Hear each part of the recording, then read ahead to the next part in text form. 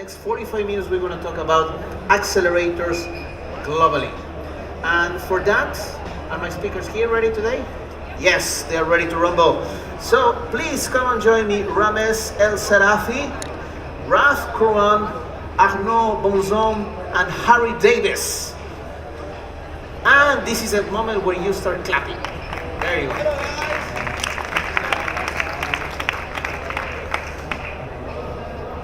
And I noticed that my thread worked last time, so again, we are not going to leave the stage until there are questions. So start thinking about something that you might want to ask these guys.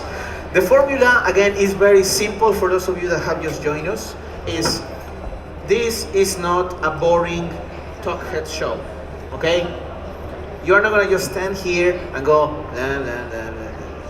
What we want to do is to have an engaging conversation between everybody, okay? So if you guys have a question, if you guys want to participate, raise your hand. We have a microphone and you can be part of the conversation as well, okay? So if you guys disagree, if you agree, if you want to say something, just bring it, okay? Yes. So I think the best place to start is with you guys. Each of you, please introduce yourself. Talk about what you guys do, talk about your company, so like this everybody here gets a better idea of what you guys are doing. And let's take it from there. Yes, thanks, Ivan. Hi, guys. How are we doing? Great. Say hi. Get up. Come on. Movement. There you go. All right. So my name is Raf. I'm from France originally. Live in London 12 years. I'm from Startup Bootcamp. We are global accelerators. We look into verticals. We help young startup at seed stage get to market and scale very fast. And we look into a variety of different verticals, such as fintech, food tech, E&M commerce, IoT, hardware, many different things. So it's pretty exciting times. And I'm sure we'll talk about that in a minute. Thanks for being here, by the way. Start the bootcamp. Cool. Hi, good afternoon. So I'm Arno, working for 500 Startup. We're the most active seed investor worldwide. Done like 1,600 investment in the last 6 years. We're having an accelerator too. Two in the US, one in Mexico. And we have also a lot of micro funds. So for example, we have one in Thailand, Korea, Japan, Southeast Asia, but also LATAM.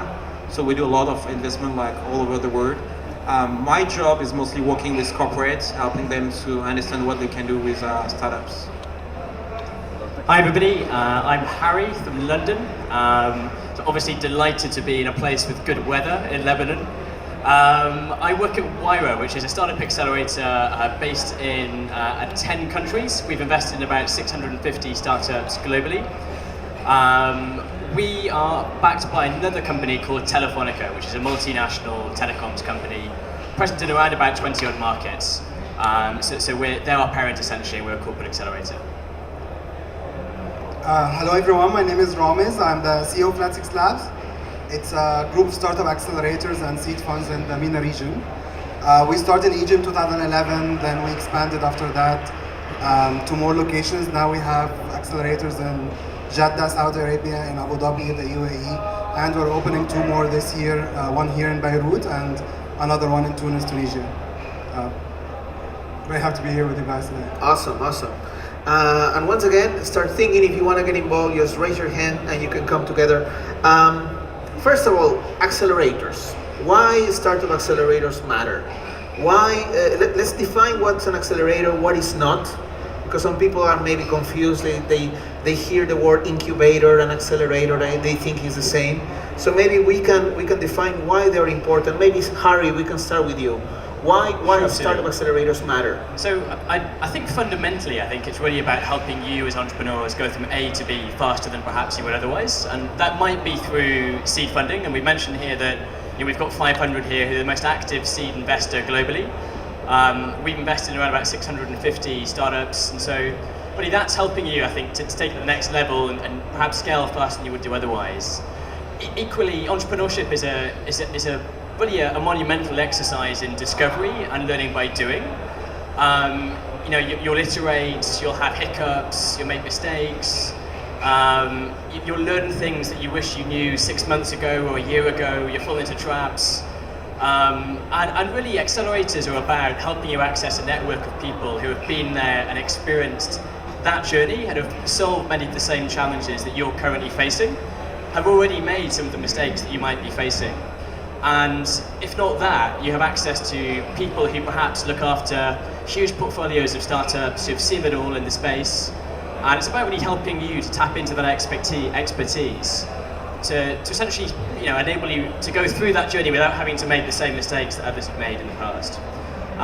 That might manifest itself as coaching, mentoring, a curriculum through the year, but I think at its crux, that's the most important thing. And it's a really important question to ask, I think, because you have a lot of accelerators who I think are set up as accelerators, but don't do that in the true sense and don't quite know what they're doing. So I think fundamentally to ask the question of why do we exist and what's our purpose, what are we doing this for? Actually, it's such a fundamental question, but it's something that's so often neglected. So I'd say it's certainly that. It's about helping you guys get seed funding. It's about helping you reach A to B faster than you would do otherwise through learning. And in our case as well, it might be helping you access a client, for example. We're backed by Telefonica, of course. So our startups that come through our program perhaps can work faster with Telefonica than they would do otherwise. So it's really those things, I'd say, in a nutshell. Anything that you guys might want to add? We have a microphone here as well. Oh, okay, awesome. So I will say like an accelerator is you can see through a quite simple framework. It's like a curriculum with mentors. Then you will get, for most of them, an investment. So let's say 100, 150K in the US in exchange of like 5, 6, 7% of equity of your company. You will also usually get a fixed period of time. So it's like 3, 4, 6 months, but usually it's like between 3 to 6 months for most of them. And you will also end that by your demo day, where all those companies will come and pitch to investors. So basically, you have a cohort of people who are going together through this kind of full process. Of course, you will always find exception. So, for example, I will say one part of that is also having people at the same time at the same place. So we have a batch of 40 people, sometimes up to 50, that are there the full time of the program. If you look after YC, they just see each other like once or twice per week. So they are around, but they don't go and work at the same place every day with everyone. Same, you may get programs who could be longer than 6 months, you can get programs who are shorter than 3 months. But usually I will say like this kind of framework will give you a definition of what is an accelerator. But you can always find like some exception around that. But if you are close to that, you can define that as an accelerator. Harry, you mentioned a little bit earlier the fact that unfortunately this is true. There is a lot of accelerators in the market that they really don't know what they're doing. So how will you define, I mean, all of you are accelerators that are really making a difference and adding value. How will you define what are the key factors for accelerators that are really having an impact? What is the difference between, an accelerator that really is going to help, go from point A to point B into another one that is just an open space and waste of time? Maybe Raf? Yeah, I think it's a combination of different things. As both guys mentioned before, an accelerator is about scaling your startup. It's about getting you from a seed level, an early stage level, to a point where you're actually investable. And there's a variation behind that. There's a couple of different ways of doing it properly. Some of the models vary. So, for example, at Startup Bootcamp, we are a multi-corporate back accelerator. Because we verticalize, we believe in having not only a single accelerator, not only a single corporate partner, but being able to have a multiple of different partners that can align along the side of the product lifecycle. So having from point A to point B, you can select a variety of different partners that can help you grow your company from very early stage creating the product down to distribution and potentially channel strategy. So it's about lining up as many supporters, backers as possible, as well as, of course, helping you getting some funding. Because at the end of the day, you'll probably need a bit of money to get anywhere anyway. So it's a very noisy place. It's a very, very noisy scene. We have a lot of competition. We also have a lot of small players who are trying to differentiate themselves. And also, I think everybody on the panel will agree, it's an evolving market very quickly. It used to be a few key players, 500 Techstars, YC back in the days, and then corporate partners came on board, and then we've been 6 years active. We have 15 different programs ranging from Singapore, Mumbai to Miami and New York, and it's the diversity that we get is incredible. But also the market having evolved a lot. You have so many young entrepreneurs that believe that's the only model that exists, and it's not. There's many ways to skin a cat, as we say in English, right? And unfortunately, the accelerator is not necessarily the model for every single startup. Some need just money, some want to scale, but they don't need an accelerator. Some need to go straight to market and just create a revenue-generating company. So it's about having the right fit. And so in a noisy environment like that, what's really critical, and I think I agree with what's said before, we need to market better our offers and target the people that we can actually feeling that we can help. It's not a volume game. It's about targeting and giving the right support at the right level. So in terms of the number of accelerators, because I spend a lot of time with corporate, you already have like few hundreds of corporate accelerators, just this part, like what Telefonica is doing. You get a lot of them doing that. The thing, if you turn this question on maybe more like entrepreneur friendly, is like how can you find the right accelerator, or what does it mean is it, when you identify one, is it a good one or not? You can look after like few things. So when you look after that, you can look after like how do you pick up the school, right? You to pick up an MBA or a business school because it's an education program too, right? So you can look after the same more or less criteria than the school. Is like what is the selection process in terms of if it's like something like it looks like very serious or not, but you can also look after what is the ratio between how many people apply and how many people get in, right? So if you look after like generalist accelerator like 500 or YC, it's a bit different for startup bootcamp because they're looking by vertical. But more generalist, I will say like below 1,000 application, if they showcase themselves as a global player, they be quite low.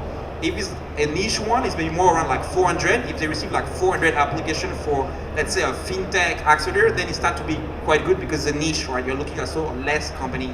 So I think Startup Bootcamp Fintech in Singapore, the first time they did it, they get around like this number, I think, of application. It was pretty good, but they did a full roadshow. They're being very serious about getting those people in. Then, of course, you can look after who are the alumni of the program, right? Who are the flagship company who have been through those programs and are they doing well? And I would say then also do your due diligence, right? Talk to companies who have been through the program. Did they like it? They don't like it.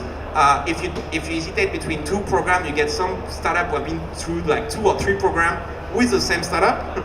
So maybe not the best example of what is really like what you need to do, but those people can tell you what is the difference between them, because you may get accelerators.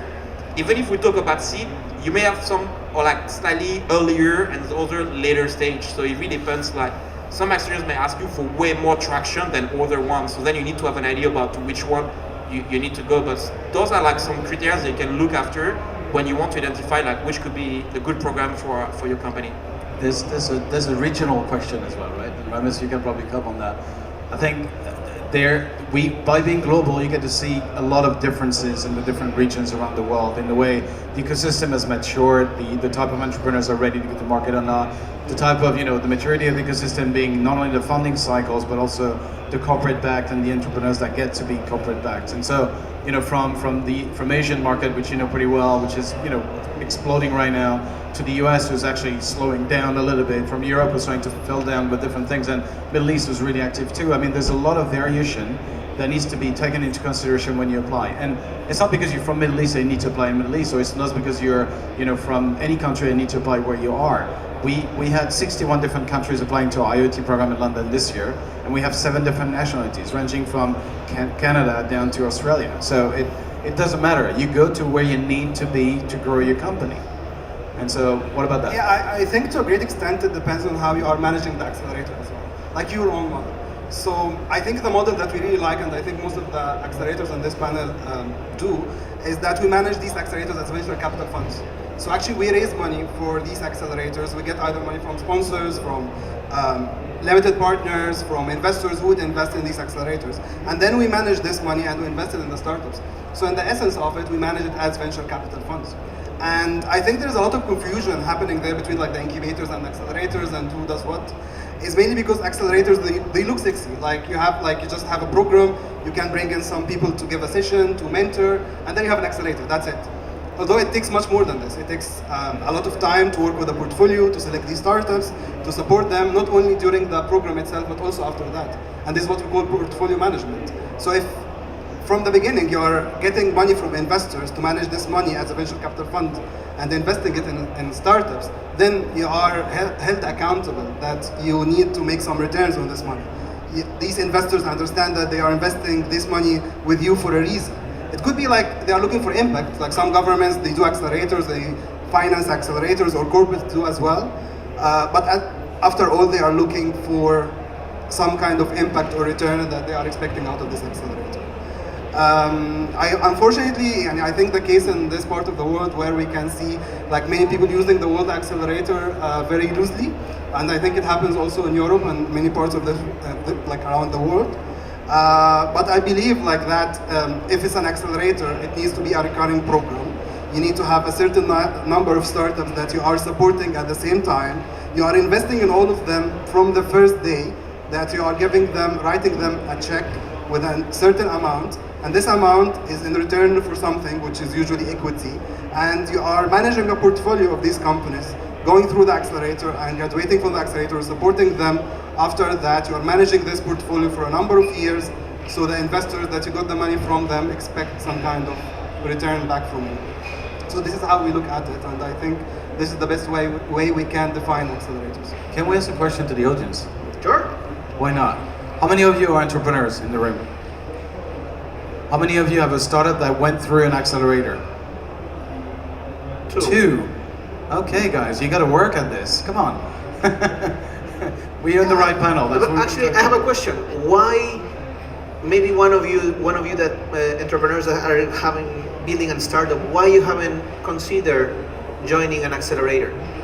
Maybe somebody. Can somebody answer that? Yes, right here. Test. All right. There you go. It's not a matter of not choosing an accelerator. It's probably more of when to choose an accelerator. I think that's an important question that needs to be answered today. You can start up with you have the idea, you have the brains that can work the idea, you have the business side, you have the technology side, you have all that. So what you guys have just said, that usually an accelerator there's a program and actually it supports or mentors or coaches and everything like that. But in many cases, like in my case, for example, we have that. We have that set up. We have the different individuals from all departments. But it's when to join an accelerator. It's rather than not two or two. It's when. That's the. There's also a question of which one to choose based on the stage of your company. Because I mean, all of us here have different expectations and different set of criteria in selecting. I'm talking about myself, the IoT program that we have in London, whereas we look at three criteria. We take seed stage level or below seed stage, not above that. And that's the venture capitalist view on that, right? It's about the equity. The same story, we have a very clear set of different sort of element that we give to the startup, from mentors to corporate partners to a bit of money to getting 6% equity. That's a very standard classic things that we do in every program. Then you have the second thing that we look at is we don't take idea stage. We only select the companies when they have an existing working prototype. And whether it's on the software side and even more on the hardware side is something that we need, because that's where we can start helping. That's where we believe we can actually make a difference. And the third one is we don't take single founder companies. We take a minimum of 2 co-founders, and ideally companies that have, as you mentioned, the right skill set at the right position. And then after that, there's a lot of variation. There's tons of different criteria that come into play that will also vary considerably depending on the segment that we're looking into. So because we're not generic, we have also, fintech companies might be later stage, hardware companies gonna have to be early stage. There's a lot of variation, but that's the minimum that we look at. And then based on this, it also depends on where do you see your company growing in the next 6 months to a year. We will ask you about the next 10 years for sure, but the importance is to get to know whether you actually fit at that right moment and if we can help you in joining the accelerator. That's the real key question. I think it also depends a lot on like the maturity of the ecosystem itself. I think, as you mentioned, like you can get like mentorship, you can get access to investors anywhere. You can get training, you can attend an event like this and get a lot of advice. But also, I think in this part of the world, we need to do more than this. Where there are all of them, like most of the countries in this part of the world, they are nascent ecosystems. Like many people, like maybe they haven't heard about the term angel investor or accelerators or venture capital. Literally, sometimes we go and like we talk to potential partners and investors, and it's the first time ever they hear the word venture capital in this part of the world. So I believe as well it depends on where you are exactly, like regionally. And I think for us, we don't mind. We take idea stage. Sometimes we take actually pre the idea stage, and like they develop the idea within the accelerator and they pivot a couple of times within the accelerator. And if you think about it, region like the Middle East or the MENA region, where like in Egypt, a country of like 100 million people, or a country like Lebanon or Saudi, a huge region of 300 million people, it's very few investors in these countries who actually would write you a check somewhere around $10,000 to $50,000. Very few investors, especially institutional ones. So it's not very easy to get capital at this stage, and I think that this is why accelerators really matter in this part of the world. I think I will go back to the image with education. It's the same thing when you go for MBAs. Like sometimes you need to do it, sometimes you don't need. Let's say you have an engineer background, you go for MBA, you will learn a lot, right? If you have a business background, you go for MBA, you maybe don't learn so much. But if you go for the network, it may make sense, especially if you go for the top MBAs to get amazing network, right? So then I think first is, do you really need it or not, right? It's not something you need to do, right? You get a lot of people doing, I think, successful career without getting any MBAs, right? So something is you need or not. So it's why when we invest and we consider company, we get company who want to get fundraising from us in terms of investment. We're like, okay, maybe for you, Accelerator makes sense. And we may get some company where, okay, maybe Accelerator doesn't make sense for you, it's better for you to get investment, right? But at the end also, what thing is quite important is also the community you are joining. So we get, for example, like I'm based in Southeast Asia, and we have like people by countries like Singapore, Malaysia, Indonesia, Thailand, etc. And then all of them on a WhatsApp group, all the founders, and they're sharing tips to each others, right? So this is also like a lot of value that they're just adding to each other because you're joining a community. When you're part of 500, you go overseas, you may get people who are managing funds for like Japan, Korea, or even if like people in UK will maybe helping you to reach out to the right people. So it's like having access to people and to a network is something also important on top of the curriculum that or the mentors that you mentioned you may already get. So then it's just thinking about what do you need? Do you think an accelerator or a VC can bring that to you? Yes, then who is the best one? Then try to get this guy. If it doesn't, you think it doesn't bring you any interesting stuff, maybe just bootstrap, do your stuff, and don't raise money maybe. I couldn't agree more, and I think the point to jump out here as well is treat an accelerator as you would any other investor. You know, you wouldn't say, just like you don't have a one-size-fits-all investor, you don't have a one-size-fits-all accelerator. So what's important about that is do your background checks. You know, why do you want to join? What are the people running it measured on? I think that's a really critical one. So for example, at Wyra, we're measured really on third-party investment raised from our startups, and then also revenue from our parent company, Telefonica, to the startups, so trials and contracts and what have you. That's really important. As we were saying here, checking applications, checking people who are successful, getting into the accelerator. You know, make sure they're not just doing it for, say, a PR stunt, and make sure it's right for you. You know, make sure that it fits the stage of maturity that you're at. Make sure that you're doing it for the right reasons. It might be that you're looking at the more sort of horizontal knowledge base. It might be that you're looking to get access to a particular client. There are things that vary in each type of accelerator that you'll encounter. So do your research, check each one, do your due diligence, I should say, as you would any other investor. Good. Anybody else would like to share? No? Don't be shy, it's free. No? Okay, so we move on. I think this is a very interesting fact, especially taking into consideration that you guys represent a very international coverage through your activities, and I hear a very big echo. Can we check my microphone? Let's say a local entrepreneur, he has to make the decision where, let's say he's interested in joining an accelerator. When is the time for him to apply locally, and when is the time for him to go for 500 startups or Wyra, going globally? When do you think is the right time for them? Because sometimes the idea could be applicable locally but also globally.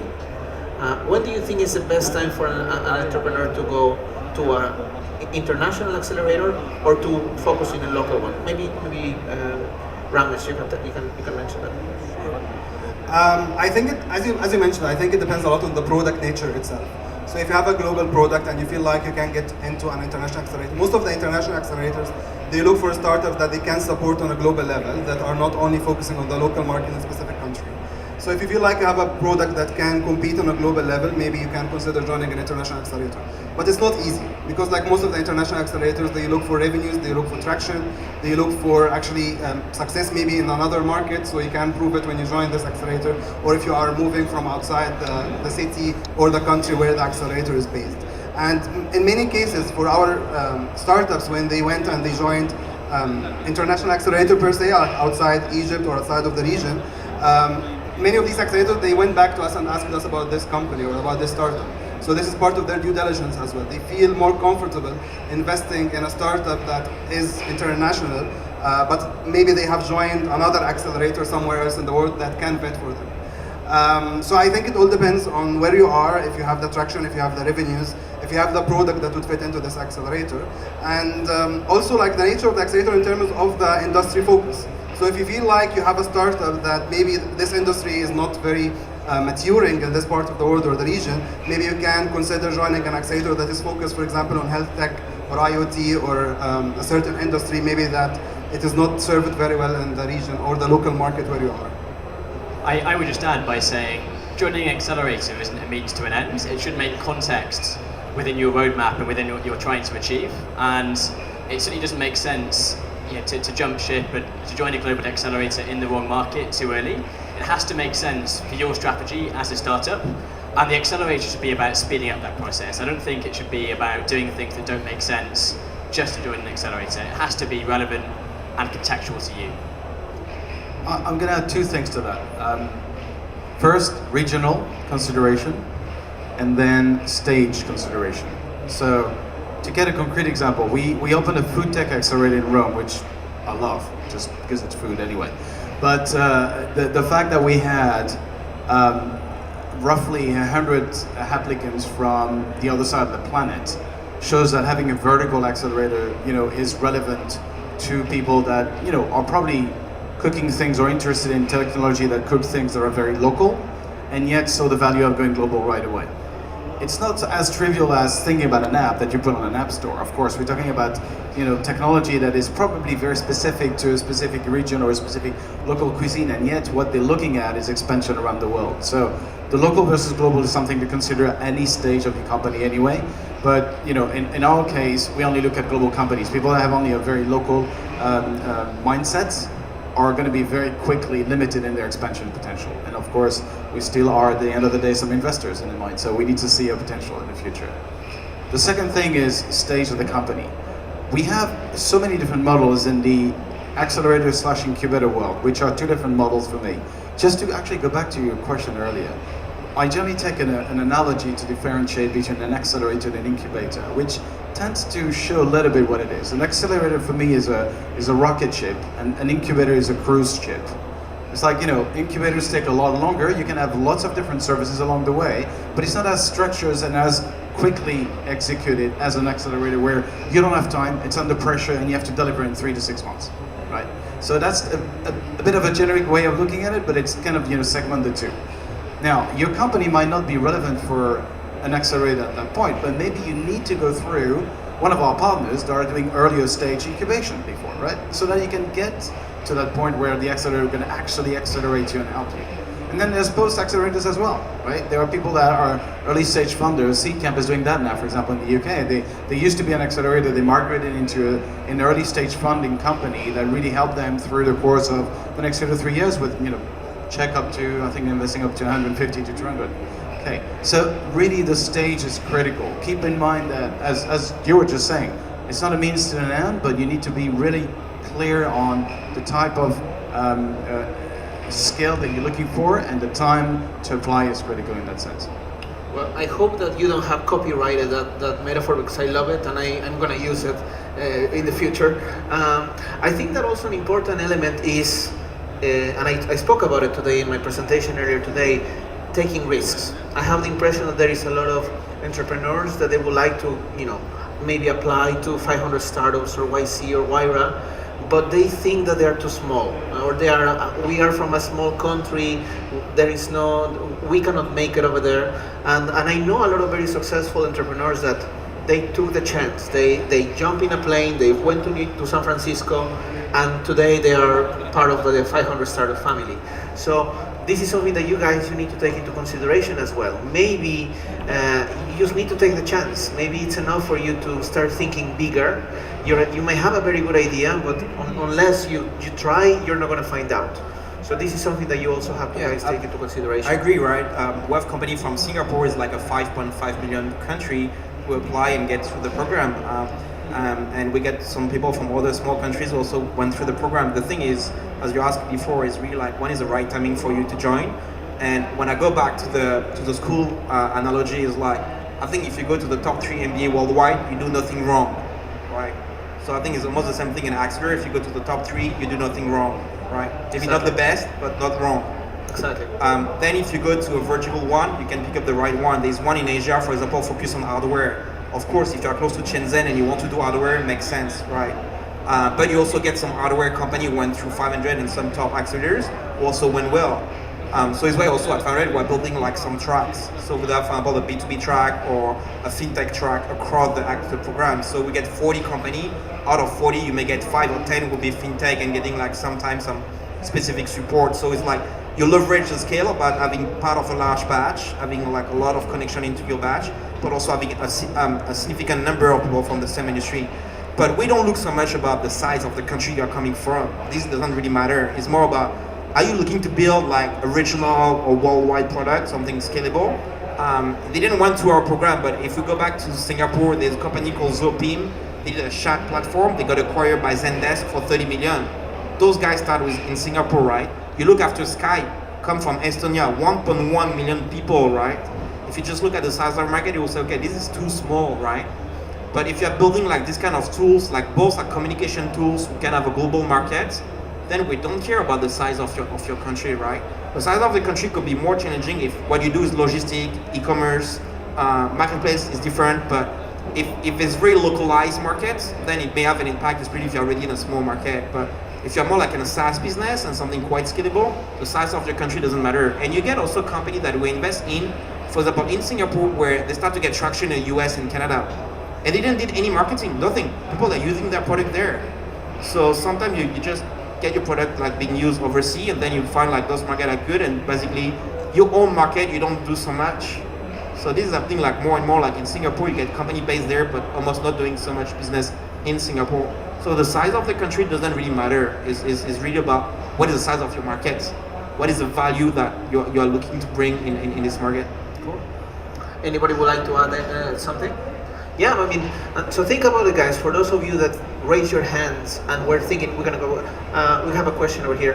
For those of you that have maybe been considering joining an accelerator, here you can see some threads. It's really important for you to do your homework, to really think about not just, yeah, I'm gonna join accelerator, let's just Google accelerator and let's try, but really do your homework, trying to figure out which one is the best option and which one is gonna be the accelerator that it fits better your potential. We have a question over here. Yeah, thank you. How does a deal with an accelerator looks like? Very good. How does it look like? What do you ask for? How are you compensated? So this is 3 questions you're just asking. So what does it look like? Every different accelerator will have a different model, to be honest. So we just have a shareholders agreement. Can we just start with the simplest one? I mean, the most simple one. It's an equity deal. Okay. So you come to us, we take 6% equity in exchange of everything that we give you, plus a bit of money. That's the way we function, but I'm sure it varies depending on the panel. Yeah, many have different models. What about you? We're pretty similar. Take similar amounts. We have a 10-month program. So once you have the initial investment, you come into our academy for 10 months. It's a bit longer than most, and that's because we're a corporate accelerator. So to get the relationships and the trials and the contracts between our parent, Telefonica, typically takes a bit longer, unfortunately. But so we have a 10-month program, which I think works well for us in that you have, I think, a good longevity of relationship between the mentors and the startups, and it feels like a good, solid community by the end of it. And I should point out as well that it's not just about the mentors and the coaches and the investors, it's also about fellow entrepreneurs and what you'll learn by going through a cohort of people who are experiencing and going through an experience similar to yours. There's a vast amount of experience within the entrepreneurs, within a cohort that you can tap into. So we do a very similar thing. So So for 500, we invest 150K USD in exchange of 6% of equity. So this is the deal we're offering in the US for San Francisco and Mountain View. And we're currently recruiting for the batch 20. So if you want to apply, we have some some possibility. In Asia, we don't have any program. In Asia is like investments, but we also have a program in Mexico. So this is like a more focus on Latin countries, like Spanish-speaking countries. I think I would like to add something that might explain the accelerator model to you from the inside. So mainly about like the offering of the accelerator in terms of cash. So when we go to investors, when we raise money, we raise our money ourselves. So we go to people and ask them for money, and we tell them that we're investing this money in startups or in the accelerator program. So the accelerator program is two components. There is the cash that you get as a startup, which is say like $30,000, $15,000, and there's the program support that you get as well. So we are hiring full-time staff to support you during the program. We are giving you the mentorship, the training, the exposure, sometimes the legal support to set up the company and all the exposure you'll get from the demo day, connecting you with the investors and all of this. And this costs money. So when we go to the investors, we tell them that we're investing $30,000 cash in this startup and $30,000 of program services. And these program services are shared resources. So you get to share it with like 8 or 10 different startups in the same cohort. So in reality, we are investing $60,000, but half of it is in cash. So for example, here in Lebanon, we would invest up to $100,000, but almost half of this money would be in the program services. Not to make it any confusing, we tell the startup like directly that you are getting X amount of money, and just to make it very simple, like we're getting X amount of money for X amount of cash.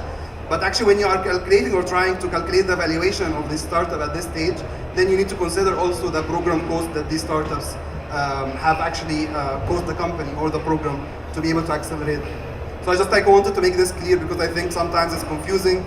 Sometimes you find like an accelerator announcing that they give $50,000, then they ask for $20,000 back for the program services, and some entrepreneurs, they find it a little bit tricky.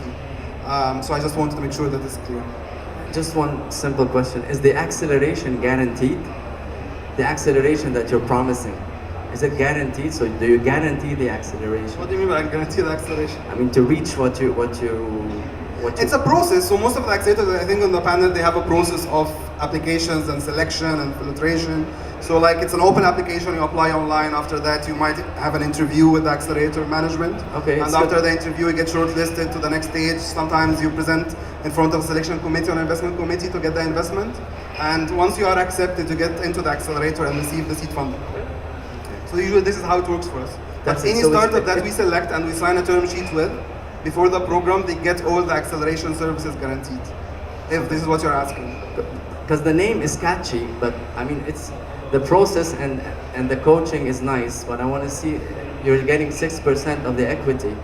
And So, what are you promising? What are you guaranteeing for this guy who has this idea and he wants to develop it? So I think that there is one KPI that everybody looks at, is the amount of company that get funded, right? The amount of company that gets funded on the back of an accelerator is one of the key KPIs. It's not the only one. It's not the only one that matters, because there's so many different sort of ways of get funded, right? But you know, our own companies, more than 75% of our companies get funded, which means it's not a guarantee. So we cannot guarantee this, right? There's no way we can guarantee that every single one of the companies that get through our programs will get enough traction. We'll actually not pivot into a wrong model. We'll not get access to, or somebody's going to leave the company. That's the world of an entrepreneurial spirit. It's going to go up and down all the time. What we do is we, you know, out of 500 to 1,000 companies that we select only 10 every year, we try to make sure that we select the right ones that we want to bring to the market. And then it's a pact. Then we work together, hand in hand. And the services that, you know, Ramesh mentioned is absolutely core, essential value to the teams, because we putting entrepreneurs in residence. We have 5 entrepreneurs in residence, from industrial engineers to executive in residence CEOs to market value, to all different kind of people that really hands-on support the entrepreneurs, plus the corporate partners, plus the mentors, plus the different things that we have. So it's not a guarantee, but. And I'd just like to quickly raise the point again about doing your homework. I think it's really important. Don't take our word for it. I think one of the best ways to gauge what the value is to speak to alumni of companies that have gone through each of these different programs. Reach out to alumni of 500, of Startup Boot Camp, and see what they think, see what the value was, see what they got out of it, and make your own opinion, as you would with any other investor. Just to add on that, it's not because you are going to start up bootcamp over here that we don't invest in you after. So don't worry, we can do. We're like doing a lot of collaboration, so it's fine. Okay, guys, we have about 4 minutes, so we have Okay. time for 2 questions. Yes. One over here and one over there. Arnold, you mentioned the top 3 accelerators. Can you say who they are? The top 3 accelerators. Top 3. Can you spell them, because your Spanish I think- is very difficult to understand. French. French. I will ask my colleague to mention that. I wouldn't do it. Well, they generally. Touche. So good answer, Arno. That globally, the most successful accelerators are Y Combinator in the US, Techstars, and 500 startups. They are the most funded and the biggest one in the world to date. Okay, thank you. That's Y fair enough, right? Combinator, And, Techstars, Techstars 500 and startups. 500 startups. White what? White what? Y Combinator. Okay. The next question I have is, why would I not go to a bank and get a loan? Why would I go to an accelerator? That's the second question. The third question Hey, is... Excuse me, we have time just for one extra question over there. Okay. So- no, this is... so- what if my business is not acceptable? Not successful? Who's at risk? You or me? If my business bombs, it doesn't work. Okay, answer quickly your Who 2 pays questions. The bank will don't give you a loan because they may don't understand your business and it's too early, or they will ask a guarantee like your house, your car, and whatever. So you maybe don't go there at this stage, right? They're doing venture debt and some stuff, but usually use at later stage. If it doesn't work, both lose, but you may lose more than us because we have portfolio investment. We invest in a lot of companies, so one company failing for us is less harmful than your own company failing yourself. Yeah. Going back to your previous question, what you get a lot of knowledge, you get a lot of information. They work with you. When you enter an accelerator program, it's not that you just enter and you sit down and they give you money and 6 months later you go out up and running. You have access to a fantastic network, you have access to mentors, you have access to knowledge, and this is what very often makes the difference, that you have the opportunity to reach out to people that already have had the experience, that they already built 1, 2, 3, 4 big successful companies, and you get the opportunity to learn from them. So that's what makes a difference. The question over there, Yes, sorry, we don't have that much time. What kind of history would you be expecting from a team joining an accelerator program? What kind of what? History or a background for the team or the co-founders? For the teams. Yeah.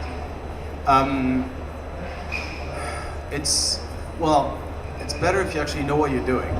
Definitely. Give it luck. So that's the first. And particularly in the B2B space, indeed, the more expertise you have in your segment, the better. But it's not only about the knowledge of the segment, it's your expertise on your specific skill set. What I'm looking at rather is the complementarity of skills in the team, rather than what you've done before. Of course, if you're trying to build a rocket, you'd rather know a little bit about space, right? But other than that, I think it's a complementary skill set that is good. You know, you can have the best idea in the world. If you don't have the right team to execute, you're not going to do anything with it. And that's my point, is looking at the team skill set.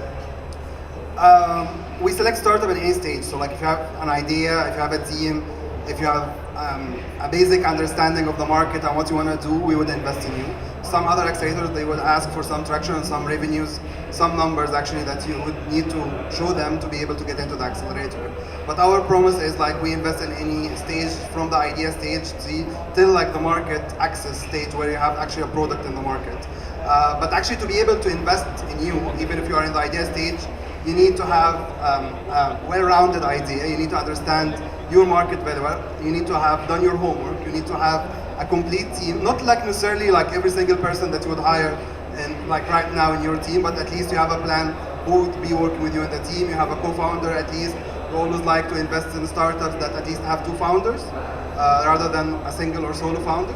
So I think these are the most important items for us when we decide to invest in a startup. And one of the learned lessons that I would like to mention as well about Flat6 Labs and what we have done, or like the accelerator business in general, that in the beginning of Flat6 Labs, in the first cycles of Flat6 Labs, we were mainly selecting based on the ideas, only the ideas, or like how exciting this idea is, or the market size, or the potential for the idea. But actually it turned out to be all about the team itself.